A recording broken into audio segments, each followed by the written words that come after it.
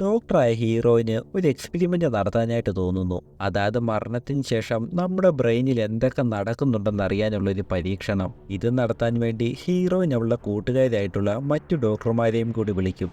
പിന്നീട് എന്തായിരിക്കും നടന്നിട്ടുണ്ടാകുക? അപ്പോൾ പറഞ്ഞു വരുന്നത് 2017 ഇറങ്ങിയ ഫ്ലാറ്റ് ലൈനർ എന്ന മൂവിയെ പറ്റിയാണ്. അപ്പം നമുക്ക് ടൈം കളയാതെ നേരെ വീഡിയോയിലേക്ക് പോകാം. മൂവി തുടങ്ങുമ്പോൾ തന്നെ നമ്മുടെ പടത്തിലെ ഹീറോയിനായിട്ടുള്ള കോട്നിയെ കാണിക്കും. അവളും അവളുടെ അനിയത്തിയും കൂടി കാറിൽ പോകുന്നതാണ് നമ്മളെ കാണിക്കുന്നത്. ആ ടൈമിലാണ് ഹീറോയിന് ഒരു കോള് വരുന്നത്. ഹീറോയിൻ ഈ കോൾ എടുക്കാൻ പോകുന്ന ടൈമിലാണ് ഓപ്പോസിറ്റ് ഒരു വണ്ടി വരുന്നത്. ഹീറോയിനും അനിയത്തിയും ആ വണ്ടിയിലേക്ക് പോയി ഇടിക്കുകയും രണ്ടുപേരും വെള്ളത്തിലേക്ക് വീഴുകയും ചെയ്യും. ഈ സംഭവത്തിൽ ഹീറോയിൻ്റെ അനിയത്തി മരണപ്പെടും. പിന്നീട് നമ്മളെ കാണിക്കുന്നത് 9 വർഷങ്ങൾക്ക് ശേഷമാണ്. ഇപ്പം ഹീറോയിൻ ഒരു ഡോക്ടറാണ്, അതായത് ട്രെയിനി ആയിട്ടാണ് വർക്ക് ചെയ്യുന്നത്. അങ്ങനെ ഹീറോയിൻ അവിടെയുള്ളൊരു പേഷ്യൻറ്റിൻ്റെ അടുത്തേക്ക് വരും. ഹീറോയിൻ ആ പേഷ്യൻറ്റിനോട് പറയും, കുറച്ചു മുമ്പ് നിങ്ങളുടെ ഹൃദയമിടിപ്പ് നിന്നു പോയിട്ടുണ്ടായിരുന്നു, പക്ഷേ ഡോക്ടർമാരെല്ലാം കൂടി ഇപ്പോൾ രക്ഷിച്ചതാണ്. ആ നിന്ന ടൈമിൽ നിങ്ങൾ എന്തെങ്കിലും കണ്ടതായിട്ട് ഓർക്കുന്നുണ്ടോ എന്ന്. ഇത് കേട്ട പേഷ്യൻറ്റ് ചോദിക്കും, നിങ്ങൾക്ക് വേണ്ടപ്പെട്ട ആരെങ്കിലും മരണപ്പെട്ടു പോയോ എന്ന്. ഈ ടൈമിൽ മറ്റ് ഡോക്ടർമാർ അങ്ങോട്ടേക്ക് വരും. ആ പേഷ്യൻറ്റിനെ സ്കാൻ ചെയ്യാൻ വേണ്ടി അവിടെ നിന്ന് എടുത്തുകൊണ്ട് പോവുകയും ചെയ്യും. പിന്നീട് ഹീറോയിനും അവിടെ നിന്ന് ഇറങ്ങിപ്പോകും. പിന്നീടാണ് നമ്മുടെ ഹീറോയിൻ്റെ ഫ്രണ്ടായിട്ടുള്ള മാർലോയെ കാണിക്കുന്നത്. അതോടൊപ്പം തന്നെ റേയും കാണിക്കും. രണ്ടുപേരും കൂടി അവിടെയുള്ള ഒരാളെ ട്രീറ്റ്മെൻറ്റ് ചെയ്യാൻ വേണ്ടി കോമ്പറ്റീഷൻ നടത്തുകയായിരുന്നു. ഈ ടൈമിൽ അയാൾക്ക് എന്തൊക്കെയോ പറ്റും. ബാക്കിയുള്ള ഡോക്ടർമാരും അങ്ങോട്ടേക്ക് വരും. പിന്നീട് രാത്രി ഹീറോയിൻ പഠിക്കുന്ന ടൈമിൽ അവളുടെ ഫ്രണ്ടായിട്ടുള്ള ക്യാതറിനെ കാണിക്കും. ക്യാതറിൻ്റെ പ്രോബ്ലം ആണെങ്കിലോ പഠിക്കുന്നുണ്ടായിരുന്നു, പക്ഷേ പഠിക്കുന്നതെല്ലാം മറന്നു പോവുകയും ചെയ്യും. ഇതെല്ലാം കൊണ്ട് തന്നെ ക്യാതറിൻ വിഷമത്തിലാകുകയും ഹീറോയിനോട് ഹെൽപ്പ് ചോദിക്കുകയും ചെയ്യും. ഹീറോയിൻ ഇവൾക്ക് വേണ്ടി എല്ലാം പഠിപ്പിച്ചു കൊടുക്കുകയും ചെയ്യും. പിന്നീട് പിറ്റേ ദിവസം റേ അവൻ്റെ ഫ്രണ്ടായിട്ടുള്ള, അതായത് ഹീറോയിൻ്റെയും ഫ്രണ്ടായിട്ടുള്ള ജെയ്മിയെ കണ്ടുമുട്ടും. ഈ ജെയ്മി ഒരു പ്ലേ ബോയ് കൂടിയാണ്. പിന്നീട് നമ്മളെ ആ ആശുപത്രിയിലെ ചീഫിനെ കാണിക്കും. പുള്ളി എല്ലാവർക്കും വേണ്ടി ക്ലാസ് എടുത്തുകൊണ്ടിരിക്കും, ചോദ്യവും ചോദിക്കും. പക്ഷേ അതിൽ ആരും ആൻസർ പറയുന്നില്ലായിരുന്നു. ഇത് കേട്ട ചീഫിനും ദേഷ്യം വരും. ആകെപ്പാട് റേ ആണ് എന്തെങ്കിലുമൊക്കെ പറഞ്ഞത്. അങ്ങനെ കുറച്ച് കഴിഞ്ഞ് ജെയ്മി ഫുഡ് കഴിച്ചുകൊണ്ടിരിക്കുന്ന ടൈമിൽ ഹീറോയിൻ അങ്ങോട്ടേക്ക് വരും. രാത്രി ജെയ്മിയോട് ഹോസ്പിറ്റലിലെ ബേസ്മെൻറ്റിലേക്ക് വരണമെന്നും പറയും. ഇതൊക്കെ കേട്ട ജെയ്മി എന്താണെന്ന് പോലും ചോദിക്കാതെ സമ്മതിക്കുകയും ചെയ്യും. അങ്ങനെ രാത്രിയാകുമ്പം ഹീറോയിനും ക്യാതറിനും കൂടി ബേസ്മെൻറ്റിലേക്ക് പോകും. ആ ഒരു ആശുപത്രിയുടെ താഴെ മറ്റൊരു ആശുപത്രി പോലെ തന്നെ ട്രീറ്റ്മെൻറ്റ് ചെയ്യാൻ വേണ്ടിയുള്ളൊരു ബേസ്മെൻറ്റ് ഉണ്ടായിരുന്നു.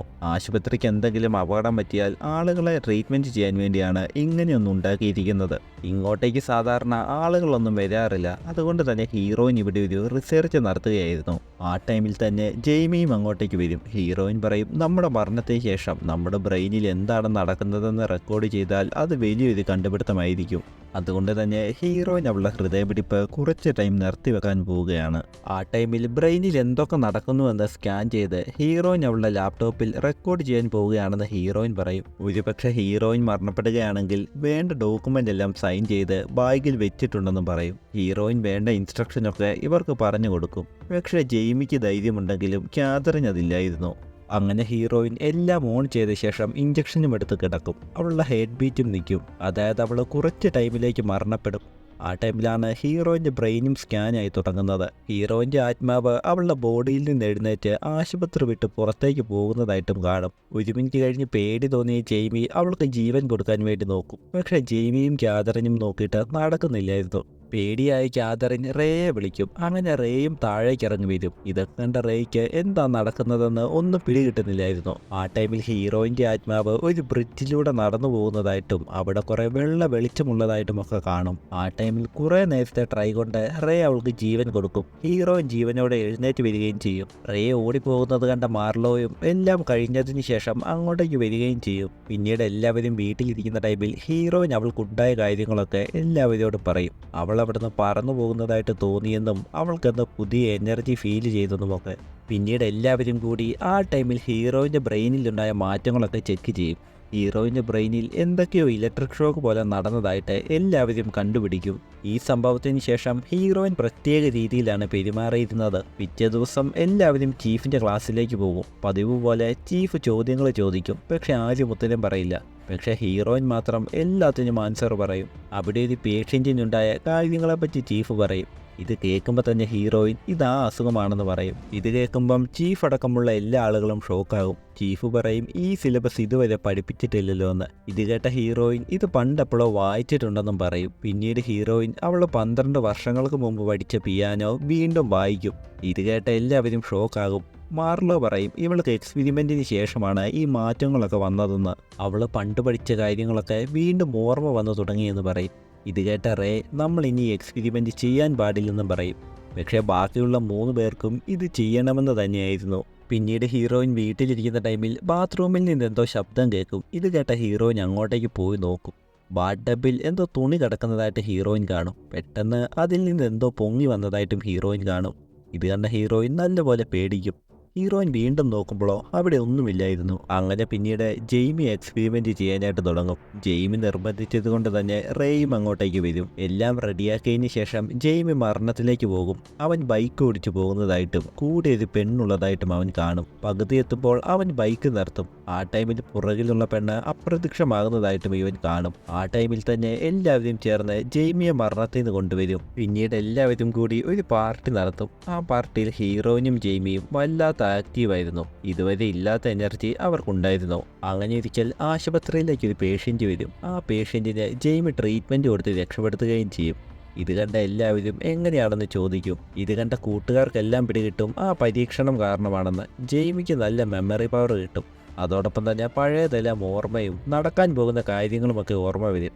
ജെയ്മി ആശുപത്രിയിൽ നിൽക്കുന്ന ടൈമിൽ താഴെ ഒരു പെണ്ണ് നിൽക്കുന്നതായിട്ട് കാണും. അതായത് ജെയ്മി എന്ന് മരണപ്പെട്ട ടൈമിൽ അവൻ്റെ കൂടെ വണ്ടിയിലുണ്ടായിരുന്ന പെണ്ണ്. ഒരു നേഴ്സ് വന്ന് വിളിക്കുമ്പം ജെയ്മിയുടെ കണ്ണ് അവിടെ നിന്ന് മാറും. പിന്നീട് നോക്കുമ്പം അവിടെ ആ പെണ്ണിനെയും കാണത്തില്ല. അങ്ങനെ ഇരിക്കൽ മാർലോ ആ പരീക്ഷണം ചെയ്യാനായിട്ട് തുടങ്ങും. മാർലോ മരണപ്പെടുന്ന ടൈമിൽ അവൾക്ക് പഴയ കാര്യങ്ങളൊക്കെ ഓർമ്മ വരും. ആ ടൈമിൽ ഇവളൊരു പൂളിൽ കിടക്കുന്നതായിട്ടും പൂളിനുള്ളിൽ കൊലയാളി എന്ന് എഴുതിയതായിട്ടും മാർലോ കാണും. ആ ടൈമിൽ മാർലോയ്ക്ക് എന്തോ പറ്റിയെന്ന് പിടികിട്ടി എല്ലാവരും അവളെ എഴുന്നേൽപ്പിക്കാൻ നോക്കും. പക്ഷെ അത് നടക്കുന്നില്ലായിരുന്നു. എഴുന്നേൽപ്പിക്കാൻ ട്രൈ ചെയ്യുന്ന ടൈമിൽ മാർലോയുടെ മെമ്മറി മറ്റൊരിടത്തേക്ക് പോകും.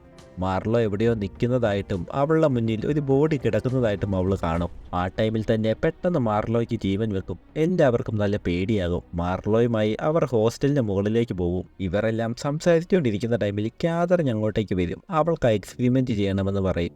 ഇത് കേട്ട അവർ ആരും സമ്മതിക്കില്ല. പക്ഷേ കാതറിൻ വാശി പിടിച്ചതുകൊണ്ട് തന്നെ ഒരു വഴിയുമില്ലാതെ ഇവർക്കെല്ലാം സമ്മതിക്കേണ്ടി വരും. അങ്ങനെ കാതറിനും ആ എക്സ്പെരിമെന്റിലേക്ക് പോകും. ആ ടൈമിൽ കാതറിന്റെ അമ്മ പണ്ട് അവളെ കുറെ വഴക്ക് പറയുന്നതായിട്ടൊക്കെ അവൾ കാണും. ആ ടൈമിൽ തന്നെ ബേസ്മെന്റ് ക്ലീൻ ചെയ്യാനായി അങ്ങോട്ടേക്ക് ആള് വരും. ഇത് കണ്ട ജെയ്മി അവിടേക്ക് ഓടിപ്പോയി ഫയറെല്ലാം ഓൺ ചെയ്ത ശേഷം അവരെ അവിടുന്ന് ഡൈവേർട്ട് ചെയ്ത് വിടും.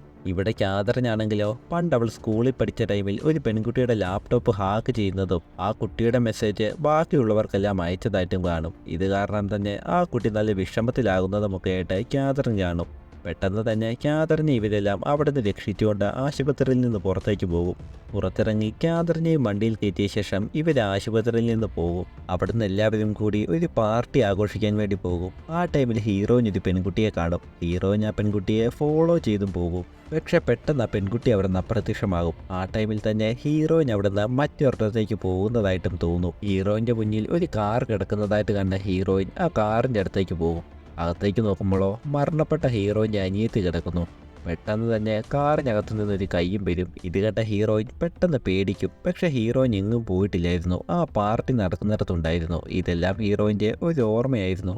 അങ്ങനെ പാർട്ടിയെല്ലാം കഴിഞ്ഞ് റേ മാർലോയെ വീട്ടിൽ കൊണ്ടുവിടും. ആ ടൈമിൽ മാർലോ ഒരു പ്രധാനപ്പെട്ട കാര്യം പറയാനുണ്ടെന്ന് പറഞ്ഞ് റേയെ വീട്ടിലേക്ക് കൂട്ടിക്കൊണ്ടുപോകും. മാർലോ പറയും കുറേ മാസങ്ങൾക്ക് മുമ്പ് ജെല്ലി ഫിഷ് കടിച്ച ഒരാളെ ആശുപത്രിയിലേക്ക് കൊണ്ടുവന്നു. പക്ഷേ ആ പുള്ളിക്ക് മറ്റൊരു അസുഖം കൂടി ഉണ്ടായിരുന്നു. ഇതറിയാതെ മാർലോ അയാൾക്ക് മെഡിസിൻ കൊടുത്തു. അതുകൊണ്ട് തന്നെ അയാൾ മരണപ്പെടുകയും ചെയ്തെന്ന് പറയും.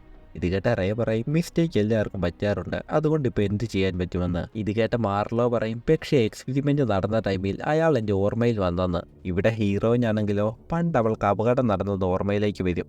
ഹീറോയിൻ അത് കാറിൽ നിന്ന് എങ്ങനെയൊക്കെ രക്ഷപ്പെടും. പക്ഷെ അവളുടെ അനിയത്തി കാറോടുകൂടി വെള്ളത്തിനടിയിലേക്ക് പോയിട്ടുണ്ടായിരുന്നു, മരണപ്പെട്ടിട്ടുമുണ്ടായിരുന്നു. ഈ നടന്ന കാര്യങ്ങളെല്ലാം ഹീറോയിൻ്റെ ഓർമ്മയിലേക്ക് വരും. ഇവിടെ ജെയ്മി ആണെങ്കിലോ അവൻ താമസിക്കുന്ന ബോട്ടിലേക്ക് വരും. ആ ടൈമിൽ ബോട്ടിനകത്തെ ബെഡിൽ അവൻ അന്ന് കണ്ട പെണ്ണ് കിടക്കുന്നതായിട്ട് അവൻ കാണും. പെട്ടെന്ന് റേഡിയോയുടെ ശബ്ദം കേട്ട് ജെയ്മി അങ്ങോട്ടേക്ക് നോക്കും. പിന്നീട് നോക്കുമ്പോഴോ ആ പെണ്ണിനെയും കാണത്തില്ല. ആ ടൈമിൽ തന്നെ ജെയ്മി ഒരു കുട്ടി കരയുന്ന ശബ്ദം കേൾക്കും. ഇത് കേട്ട ജെയ്മി സോഫയുടെ അടിയിലെ ബോക്സിലേക്ക് നോക്കുമ്പോഴോ തുണിയുടെ അടിയിൽ കുട്ടിയെപ്പോലെ എന്തോ ഒന്നിരിക്കുന്നു. പക്ഷെ പൊക്കി നോക്കിയപ്പോൾ അവിടെ കുട്ടിയൊന്നുമില്ലായിരുന്നു. പെട്ടെന്ന് ജെയ്മിയുടെ പുറകിൽ ആ പെണ്ണിന്റെ പ്രേതം വരികയും ചെയ്യും. ആ ടൈമിൽ തന്നെയാണ് ജെയ്മിക്ക് ഹീറോയിൻ്റെ കോള് വരുന്നത്. ഫോൺ എടുക്കുമ്പം ഹീറോയിൻ പറയും, എനിക്ക് മരണപ്പെട്ട എൻ്റെ അനിയത്തിയുടെ ഓർമ്മകൾ വരുന്നതും അവളെ ഞാൻ കാണുന്നുമുണ്ടെന്നുമൊക്കെ പറയും. ഇത് കേട്ട ജെയ്മി, നീ അവിടെ തന്നെ നിൽക്ക്, ഞാൻ വീട്ടിലേക്ക് വരാമെന്ന് പറയും. ഹീറോയിൻ വീടിനകത്തേക്ക് കയറുമ്പോഴോ വീട്ടിലെ റേഡിയോ തനിയെ ഓണാകും. ഇത് കണ്ട ഹീറോയിൻ ഫോൺ എടുത്ത് അവളുടെ വീഡിയോ എടുക്കും. ഹീറോയിൻ പറയും, മരണപ്പെട്ട എൻ്റെ അനിയത്തിയെ ഞാൻ കാണുകയാണെന്നും എനിക്ക് വട്ട് പിടിച്ചതുപോലെ തോന്നുകയാണെന്നുമൊക്കെ പറയും. ആ ടൈമിൽ വീണ്ടും റേഡിയോ ഓണാകും. ഹീറോയിൻ അങ്ങോട്ടേക്ക് പോകുമ്പോഴോ അനിയത്തി അവളുടെയും ഹീറോയിൻ്റെയും പടം കത്തിക്കുന്നതായിട്ട് ഹീറോയിൻ കാണും. ഇത് കണ്ട് പേടിച്ച ഹീറോയിൻ അവിടെ ഓടി രക്ഷപ്പെടാൻ തുടങ്ങും. ഒരു വഴിയും ഇല്ലാത്തതുകൊണ്ട് അവൾ ഫയർ എസ്കേപ്പ് വഴി പുറത്തേക്ക് കിടക്കും. ആ ടൈമിൽ വീണ്ടും അവളുടെ മുന്നിൽ അനിയത്തി വരും. ഇത് കണ്ട് ഹീറോയിൻ പേടിക്കുമ്പം അനിയത്തി അടുത്തേക്ക് വന്ന് ഹീറോയിനെ മുകളിൽ നിന്ന് തള്ളി താഴെ ഇടുകയും ചെയ്യും. ഈ ടൈമിൽ അവിടേക്ക് വന്ന ജെയ്മി കുറേ ബെല്ലടിക്കും. പക്ഷെ അവിടെ ഹീറോയിൻ ഇല്ലെന്നോർത്ത് അവൻ അവിടുന്ന് പോവുകയും ചെയ്യും. പിറ്റേ ദിവസം ചീഫ് എല്ലാവരെയും ഹീറോയിൻ മരണപ്പെട്ട കാര്യം അറിയിക്കും. അവൾ വീണതാണോ ആത്മഹത്യ ചെയ്തതാണോ എന്ന് പോസ്റ്റ്മോർട്ടം റിപ്പോർട്ട് വന്നു കഴിഞ്ഞ് പറയാമെന്ന് ചീഫ് പറയും. ഇത് കേട്ട കൂട്ടുകാരെല്ലാം നല്ല വിഷമത്തിലാകും. അവൾ ആ എക്സ്പെരിമെൻ്റ് ചെയ്തതുകൊണ്ടാണ് മരണപ്പെട്ടതെന്ന് എല്ലാവരും പറയും. അവളുടെ ഫോണും ലാപ്ടോപ്പും എങ്ങനെയെങ്കിലും എടുത്തുകൊണ്ട് വരണം, ഇല്ലെങ്കിൽ നമ്മുടെ എല്ലാം ജോലി പോകുമെന്ന് ജെയ്മി പറയും. പിന്നീട് ജെയ്മി ഹീറോയിൻ്റെ ഫോണും ലാപ്ടോപ്പും എടുക്കാൻ വേണ്ടി അവളുടെ വീട്ടിലേക്ക് പോകും. പക്ഷെ അവിടെ അവളുടെ ലാപ്ടോപ്പും പിന്നെ കുറച്ച് നോട്ടും മാത്രമേ ഉണ്ടായിരുന്നുള്ളൂ. ഇത് കണ്ട ജെയ്മി മാർലോയെ വിളിച്ച് പറയും, ഇവിടെ അവളുടെ ഫോണില്ല, അവളുടെ ഫോൺ മിക്കവാറും മോർച്ചറിയിൽ കാണും, നീ പോയി അത് എടുക്കാൻ പറയും. ഇത് കേട്ട ഉടനെ ഹീറോയിൻ്റെ ഫോൺ എടുക്കാൻ വേണ്ടി മാർലോ മോർച്ചറിയിലേക്ക് പോകും. അവിടെ ചെന്ന് അവൾ ഹീറോയിൻ്റെ ഫോണും എടുക്കും. ആ ടൈമിലാണ് മാർലോയ്ക്ക് ഹീറോയിനെ ഒന്ന് കണ്ടാലോ എന്ന് തോന്നുന്നത്. അതുകൊണ്ട് തന്നെ ബോക്സ് ഓപ്പൺ ചെയ്ത് ഹീറോയിൻ്റെ ബോഡി മാർലോ കാണും. ഇത് കണ്ട മാർലോ നല്ല വിഷമത്തിലാകും. ആ ടൈമിൽ മോർച്ചറിയിൽ കൊലയാളി എന്ന് എഴുതി വെച്ചത് കണ്ട് മാർലോ നല്ലപോലെ പേടിക്കും.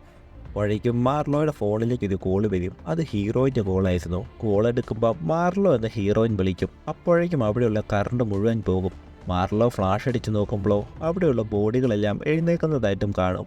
ആ ടൈമിലാണ് മാർലോ കൊലപ്പെടുത്തി എന്നോർത്ത ആളുടെ ബോഡി അവളുടെ പുറകിൽ വരുന്നത്. ഇത് കണ്ട് പേടിച്ച മാർലോ ഓടിച്ചെന്ന് ലൈറ്റ് ഇടുകയും ചെയ്യും. ഇവിടെ ജെയ്മി ആണെങ്കിലോ ബോട്ടിലേക്ക് വരുന്ന ടൈമിൽ റേഡിയോ തനിയെ ഓണാകും. അത് ഓഫാക്കാൻ പറ്റാത്തത് കൊണ്ട് തന്നെ ജെയ്മി കത്തിയെടുത്ത് അതിൻ്റെ കണക്ഷൻ മുഴുവൻ കട്ട് ചെയ്യും. അങ്ങനെ ജെയ്മി കത്തി ടേബിളിലേക്ക് വെക്കുമ്പോഴാണ് പെട്ടെന്ന് കറണ്ട് പോകുന്നത്. കറണ്ട് വരുമ്പോഴോ അവിടെ കത്തി കാണത്തുമില്ല. പെട്ടെന്ന് ഏതോ പെണ്ണ് കാറുന്നതായിട്ടും ജെയ്മി കേൾക്കും. നോക്കുമ്പോഴോ അത് ആ പെണ്ണായിരുന്നു. ഇത് കണ്ട് പേടിച്ച് ജെയ്മി ബോട്ടിൽ നിന്ന് പുറത്തേക്ക് ഇറങ്ങും. പക്ഷെ ആ പെണ്ണ് പുറത്തും ഉണ്ടായിരുന്നു. എങ്ങനെയെങ്കിലും രക്ഷപ്പെടാൻ വേണ്ടി ജെയ്മി വെള്ളത്തിലേക്ക് എടുത്ത് ചാടും. അവിടെ നിന്ന് നീന്തി കയറുമ്പോഴോ അവൻ്റെ കയ്യിൽ ആരോ കത്തി കൊണ്ട് കുത്തുകയും ചെയ്യും. പിന്നീട് എല്ലാവരും ഹീറോയിൻ്റെ ഫോണിൽ അവളെടുത്ത വീഡിയോ കാണും. ഇത് കണ്ട് എല്ലാവരും വിഷമിക്കുകയും ചെയ്യും. ആ ടൈമിൽ ജെയ്മി പറയും, അവന് പണ്ടൊരു ഗേൾ ഫ്രണ്ട് ഉണ്ടായിരുന്നു, അവളൊരിക്കൽ പ്രഗ്നൻ്റ് ആയി, അതുകൊണ്ട് തന്നെ അബോർട്ട് ചെയ്യാമെന്ന് പറഞ്ഞ് അവളെ ആശുപത്രിയിലേക്ക് കൊണ്ടുപോകും. പക്ഷേ ആശുപത്രിയിൽ എത്തുന്നതിന് മുമ്പ് ജെയ്മി അവിടെ നിന്ന് മുങ്ങും. പിന്നീട് ജെയ്മി അവളെ കണ്ടിട്ടില്ലെന്നും പക്ഷേ എക്സ്പെരിമെൻ്റ് നടന്ന ടൈമിൽ അവളെ കണ്ടുവെന്നും ജെയ്മി പറയും. ആ ടൈമിലാണ് ക്യാതറിനും പറയുന്നത്, പണ്ട് അവൾ സ്കൂളിൽ പഠിച്ച ടൈമിൽ അവളെക്കാളും നന്നായി പഠിക്കുന്ന ഒരു പെണ്ണിൻ്റെ ലാപ്ടോപ്പ് ഹാക്ക് ചെയ്ത് അവളുടെ ഡീറ്റെയിൽസ് മുഴുവൻ എല്ലാവർക്കും അയച്ചു കൊടുത്തെന്നുള്ളത്.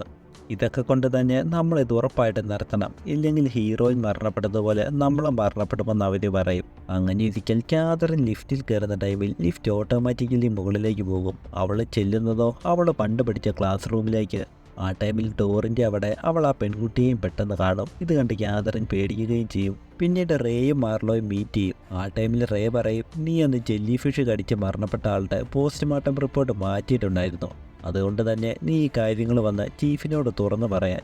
ഇത് കേട്ട മാർലോ ആണെങ്കിലോ, ഇപ്പോൾ അത് പറഞ്ഞു കഴിഞ്ഞാൽ എൻ്റെ ലൈഫ് പോകും, എനിക്കൊരിക്കലും ഡോക്ടറാകാൻ പറ്റില്ലെന്നൊക്കെ പറയും. ഈ ടൈമിൽ തന്നെ ക്യാതറിൻ ജെയ്മിയെയും കൂട്ടിക്കൊണ്ട് പണ്ട് അവൾ ഹാക്ക് ചെയ്ത ആ പെണ്ണിനെ കാണാൻ വേണ്ടി പോകും. അവളെ കണ്ട് അവളോട് ക്ഷമയും പറയും. ഇതെല്ലാം കണ്ട് ജെയ്മി മാർലോയെ വിളിച്ച് പറയും, നീ എന്തെങ്കിലും തെറ്റ് ചെയ്തിട്ടുണ്ടെങ്കിൽ അത് പോയി ഏറ്റു പറഞ്ഞോ, അങ്ങനെയാണെങ്കിൽ നമുക്ക് എല്ലാത്തിനും രക്ഷപ്പെടാം, ഇത് ഉറപ്പായിട്ട് വർക്കാകുമെന്നും പറയും. അങ്ങനെ ഇരിക്കൽ ജെയ്മി അവൻ്റെ പഴയ ഗേൾ ഫ്രണ്ടിനെ കണ്ടുമുട്ടും. അവളെ കണ്ട് ക്ഷമയും ചോദിക്കും. ആ ടൈമിലാണ് അറിയുന്നത് അവൾ ആ കുട്ടിയെ അബോർട്ട് ചെയ്തിട്ടില്ല എന്നുള്ളത്. ആ കുട്ടിയെ അവൾ വളർത്തുകയായിരുന്നു. ഇത് കണ്ട് ജെയ്മി നല്ല വിഷമത്തിലുമാകും. ഇവിടെ മാർലോ ആ കൊന്ന ആളെ സ്വപ്നം കണ്ട് ഞെട്ടി എഴുന്നേൽക്കും. ആ പേടിയിൽ തന്നെ അവൾ വണ്ടിയും എടുത്തുകൊണ്ട് പോകും. ആ ടൈമിൽ കൊല്ലപ്പെട്ട ആളുടെ പ്രേതം അവളുടെ തലയിലൂടെ കവർ ഇടുന്നതായിട്ട് അവൾക്ക് തോന്നും. അതുകൊണ്ട് തന്നെ അവളുടെ വണ്ടി ഒരു ഹോട്ടലിലേക്ക് പോയി ഇടിക്കുകയും ചെയ്യും. അങ്ങനെ ഇരിക്കുമ്പോഴാണ് റേയുടെ ഫോണിലേക്ക് ഞാൻ എല്ലാം നിർത്താൻ പോവുകയാണെന്ന് പറഞ്ഞ് മാർലോ മെസ്സേജ് ഇടുന്നത്. ഇത് കണ്ട റേ ഉടനെ തന്നെ ജെയ്മിയെ വിളിക്കും. മാർലോ വീട്ടിലുണ്ടോ എന്ന് നോക്കാൻ പറയും. ജെയ്മി നോക്കുമ്പോഴോ മാർലോ വീട്ടിലില്ലായിരുന്നു.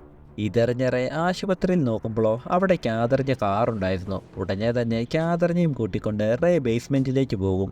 അപ്പോഴാണ് കാണുന്നത് മാർലോ എക്സ്പെരിമെന്റ് ചെയ്യുന്നത്. അവളുടെ ഹൃദയമിടിപ്പ് നിന്നിട്ട് 4 മിനിറ്റ് ആയിട്ടുണ്ടായിരുന്നു. റേയും ക്യാതറിനും അവളെ രക്ഷിക്കാൻ ഞാൻ നോക്കും.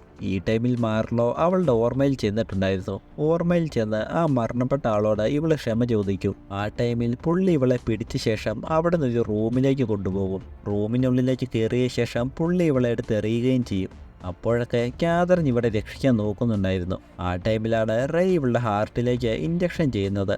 അപ്പോഴേക്കും മാർലോ ഹീറോയിൻ്റെ ശബ്ദം കേൾക്കും.